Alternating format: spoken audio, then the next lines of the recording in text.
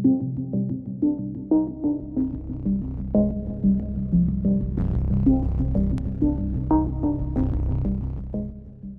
phishing είναι ίσως η μεγαλύτερη απειλή στον κυβερνοχώρο εδώ και περισσότερα από 5 χρόνια. Γι' αυτό το λόγο όλοι οι χρήστες και κυρίως οι εργαζόμενοι θα πρέπει να είναι πολύ προσεκτικοί και να αναγνωρίζουν τα σημάδια μιας phishing επίθεσης. Ο καθένας μπορεί να είναι στόχος των εγκληματιών. Αν λάβουμε υπόψη τον αριθμό των phishing επιθέσεων που λαμβάνουν χώρα καθημερινά, όλοι οι χρήστες θα πρέπει να θεωρούν κάθε email που λαμβάνουν ως ύποπτο. Αν και αυτό μπορεί να ακούγεται ακραίο, είναι σημαντικό να γίνεται ένας προσεκτικός έλεγχος του email για την εξακρίβωση της αυθεντικότητάς του. Οι χρήστες δεν πρέπει να εμπιστεύονται εντελώς τα spam filters του οργανισμού τους, καθώς μπορεί να μην είναι αποτελεσματικά για όλους τους τύπους phishing επιθέσεων. Επίσης, δεν πρέπει να εφησυχάζουν όταν βλέπουν ότι ένα email προέρχεται από κάποιον γνωστό, γιατί στην πραγματικότητα μπορεί να μην προέρχεται από αυτόν. Όταν λοιπόν λαμβάνουν ένα email, οι χρήστες πρέπει να το παρατηρήσουν και να κάνουν κάποιες ερωτήσεις στον εαυτό τους. Φαίνεται επίγον αυτό το email? Προσφέρει κάτι που είναι πολύ καλό για να είναι αληθινό? Έχω λογαριασμό ή έχω κάποια σχέση με την εταιρεία που επικοινωνεί μαζί μου? Οι απαντήσεις σε αυτές τις ερωτήσεις αποτελούν ουσιαστικά και κάποιες ενδείξεις ότι πρόκειται για απάτη. Στην πραγματικότητα υπάρχουν πολλά σημάδια που δείχνουν ότι ένα email είναι μια απόπειρα phishing. Ας δούμε μερικά από τα πιο συνηθισμένα. Το πρώτο πράγμα που παρατηρούμε σε ένα email είναι ο αποστολέας και το domain. Οι επιχειρήσεις δεν στέλνουν συνήθως emails από διευθύνσεις που τελειώνουν σε papaki@gmail.com. Οι περισσότεροι οργανισμοί, εκτός από ορισμένες μικρές επιχειρήσεις, θα έχουν το δικό τους email domain και εταιρικούς λογαριασμούς. Εάν το domain name ταιριάζει με τον αποστολέα, τότε το μήνυμα είναι πιθανώς νόμιμο. Όμως η ύπαρξη του ονόματος της εταιρείας σε οποιοδήποτε σημείο του email δεν είναι αρκετή για να θεωρήσουμε ένα email ασφαλές. Έπειτα, λαμβάνοντας υπόψη τον αποστολέα, πρέπει να ελεγχθεί ο τρόπος που έχει γραφτεί το email. Εάν για παράδειγμα ένας συνεργάτης ή ένας πελάτης μιλάει υπερβολικά οικεία ή ένας στενός φίλος χρησιμοποιεί επίσημη γλώσσα, αυτό θα πρέπει να προκαλέσει υποψίες. Όταν επικοινωνούμε με κάποιον γνωστό, ξέρουμε τη γλώσσα που χρησιμοποιεί και τον τρόπο που μιλάει. Επομένως, είναι εύκολο να αντιληφθούμε οποιαδήποτε αλλαγή. Πέρα όμως από τον τόνο και την επισημότητα ή μη της γλώσσας, πρέπει να παρατηρήσουμε και το ίδιο το μήνυμα. Τα ορθογραφικά, γραμματικά ή συντακτικά λάθη είναι ενδείξεις για phishing. Οι περισσότερες νόμιμες εταιρείες προσέχουν τον τρόπο που γράφουν και κάνουν ορθογραφικό έλεγχο στα emails που στέλνουν. Επομένως, τα emails με ορθογραφικά ή γραμματικά λάθη θα πρέπει να εγείρουν υποψίες, καθώς ενδέχεται να μην προέρχονται από τον αποστολέα που εμφανίζεται στο email.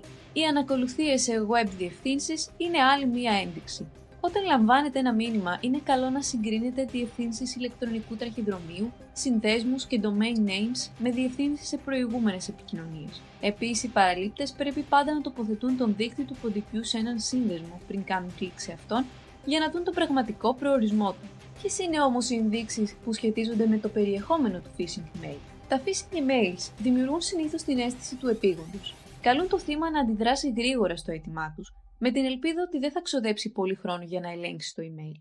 Έτσι, πιθανότητα το θύμα δεν θα παρατηρήσει ενδείξεις που υπό άλλες συνθήκες θα του κινούσαν την περιέργεια. Περίπου στο ίδιο πλαίσιο είναι και το επόμενο σημάδι. Τα ασυνήθιστα αιτήματα. Εάν ένα email ζητά κάτι ασυνήθιστο, τότε οι χρήστες θα πρέπει να είναι πολύ προσεκτικοί. Για παράδειγμα, ένας υπάλληλος μιας εταιρείας μπορεί να λάβει ένα email από μια εταιρεία πληροφορικής σχετικά με την εγκατάσταση ενός λογισμικού. Ο παραλήπτης αυτού του email θα έπρεπε να είναι κάποιος από το IT τμήμα της εταιρείας. Αν λάβει το email κάποιος άλλος υπάλληλος, τότε πιθανότητα κάτι πηγαίνει στραβά. Έπειτα, στις περισσότερες περιπτώσεις, τα phishing emails περιλαμβάνουν ένα συνημμένο αρχείο ή κακόβουλο σύνδεσμο. Οι εγκληματίες προσπαθούν να μολύνουν τη συσκευή του θύματος ή να κλέψουν προσωπικά στοιχεία μέσω αυτών των συνημμένων και των συνδέσμων. Μιλώντας για προσωπικά στοιχεία, οι hackers συχνά αποσκοπούν στην κλοπή credentials και άλλων προσωπικών ή τραπεζικών δεδομένων. Στις περισσότερες περιπτώσεις, οι απατεώνες δημιουργούν ψεύτικες σελίδες σύνδεσης για διάφορες γνωστές υπηρεσίες και τις επισυνάπτουν στο email. Οι χρήστες καλούνται να ανοίξουν τη σελίδα και να γράψουν τα credentials του. Αυτό δεν πρέπει να γίνεται ποτέ. Οι νόμιμες υπηρεσίες δεν ζητούν να μοιραστείτε credentials και προσωπικά στοιχεία μέσω email. Γενικά, όταν οι χρήστες λαμβάνουν emails από εταιρείες, πρέπει να έχουν στο νου τους τα εξής πράγματα. Οι νόμιμες εταιρείες δεν ζητούν ευαίσθητες πληροφορίες μέσω email. Ένα email που ζητά την παροχή προσωπικών, οικονομικών και άλλων σημαντικών στοιχείων είναι πιθανότατα απάτη. Επίσης, οι νόμιμες εταιρείες σας καλούν με το όνομά σας. Αντίθετα, στα phishing μηνύματα χρησιμοποιούνται συνήθως γενικοί χαιρετισμοί, όπως αγαπητό μέλος, Αγαπητέ κάτοχε λογαριασμού ή αγαπητέ πελάτη. Εάν μια εταιρεία με την οποία συνεργάζεστε θέλει κάποια στοιχεία σας, τότε πιθανότητα θα σας τα ζητήσει από κοντά ή έστω τηλεφωνικά και θα απευθυνθεί αποκλειστικά σε εσάς με το όνομά σας. Αλλά μερικοί hackers μπορούν απλώς να αποφύγουν το χαιρετισμό εντελώς, το οποίο είναι αρκετά συνηθισμένο στις διαφημίσεις. Τέλος, οι νόμιμες εταιρείες δεν στέλνουν περίεργους συνδέσμους και συνημμένα. Τα παραπάνω, καθώς και οι πολλές τεχνικές phishing επιθέσεων, δείχνουν ότι υπάρχει μεγάλη ανάγκη να ληφθούν κάποια μέτρα προστασίας. Ας δούμε μερικές γενικές μεθόδους προστασίας που μπορούν να χρησιμοποιηθούν τόσο από απλούς χρήστες όσο και από επιχειρήσεις. Τα email spam filters μπορούν να κρατήσουν πολλά phishing emails έξω από το inbox. Ένα καλό filtering σύστημα μπορεί να εμποδίσει το 99,9% των spam emails και των μηνυμάτων που περιέχουν κακόβουλους συνδέσμους ή συνημμένα. Ωστόσο, οι απατεώνες προσπαθούν πάντα να παρακάμψουν τα φίλτρα και τις λύσεις ασφαλείας για να στείλουν τα phishing email στα θύματά τους. Επομένως, οι υπολογιστές αλλά και οι κινητές συσκευές θα πρέπει να προστατεύονται με κάποιο λογισμικό προστασίας από ιούς. Φυσικά, το λογισμικό θα πρέπει να ενημερώνεται τακτικά για να μπορεί να αντιμετωπίσει πιθανές νέες απειλές, ενώ μια φορά το μήνα είναι καλό να γίνεται μια πλήρης άρρωση των συστημάτων για πιθανούς ιούς. Επίσης, απαραίτητη είναι η χρήση ενός μοναδικού και ισχυρού κωδικού πρόσβασης για κάθε έναν από τους διαδικτυακούς λογαριασμούς. Πολλά άτομα χρησιμοποιούν το ίδιο password σε πολλούς λογαριασμούς και sites, αλλά αν ένας από αυτούς τους λογαριασμούς έχει παραβιαστεί, όλοι οι υπόλοιποι θα βρίσκονται επίσης σε κίνδυνο. Όμως, ένας ισχυρός κωδικός πρόσβασης δεν είναι αρκετός. Οι λογαριασμοί θα πρέπει να προστατεύονται και με έλεγχο ταυτότητας δύο παραγόντων. Ορισμένοι λογαριασμοί προσφέρουν επιπλέον ασφάλεια απαιτώντας 2 ή περισσότερα credentials για να γίνει σύνδεση στο λογαριασμό. Αυτό ονομάζεται έλεγχος ταυτότητας πολλαπλών παραγόντων. Ο έλεγχος ταυτότητας πολλαπλών παραγόντων καθιστά πιο δύσκολο για τους απατεώνες να συνδεθούν στους λογαριασμούς, ακόμα και αν έχουν στα χέρια τους το όνομα χρήστη και τον κωδικό πρόσβασης. Ένα ακόμα σημαντικό μέτρο προστασίας είναι η δημιουργία αντιγράφων ασφαλείας για τα σημαντικά δεδομένα.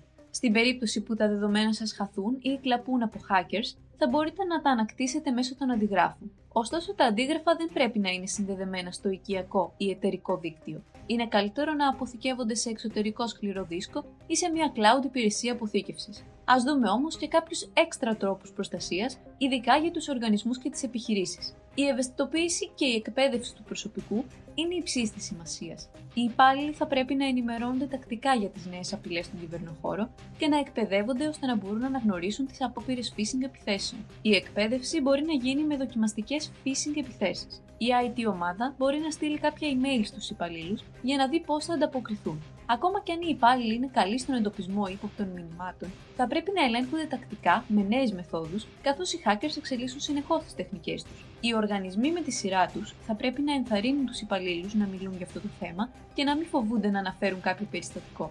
Έπειτα, δεδομένης της αυξημένης χρήσης cloud υπηρεσιών και προσωπικών συσκευών στον χώρο εργασίας, είναι απαραίτητη η παρακολούθηση και η προστασία όλων των endpoints. Και φυσικά, κάθε υπάλληλος της εταιρείας δεν χρειάζεται να έχει πρόσβαση σε όλα τα συστήματα, ειδικά σε αυτά που περιέχουν σημαντικές πληροφορίες. Οι περισσότερες phishing επιθέσεις στοχεύουν στην κλοπή credentials χρηστών με αυξημένα προνόμια.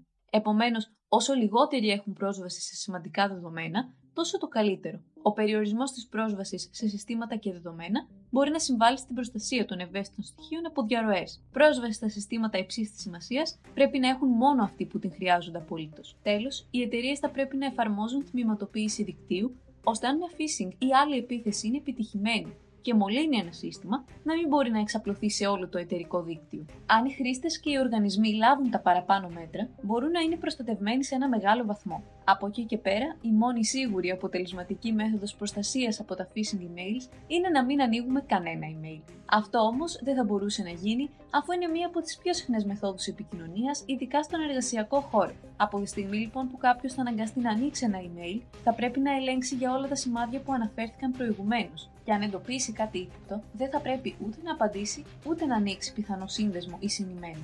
Εναλλακτικά, θα πρέπει να γίνει σάρωση του συνημμένου για ιούς. Σε γενικές γραμμές, αν υπάρχουν αμφιβολίες, ο χρήστης θα πρέπει να καλέσει το τηλέφωνο τον υποτιθέμενο αποστολέα για να επιβεβαιώσει το αίτημα του email πριν κάνει οτιδήποτε άλλο. Τέλος, αν το email φαίνεται περίεργο και έρχεται από κάποιον εντελώς άγνωστο, ίσως θα πρέπει να διαγραφεί κατευθείαν χωρίς καν να ανοιχτεί.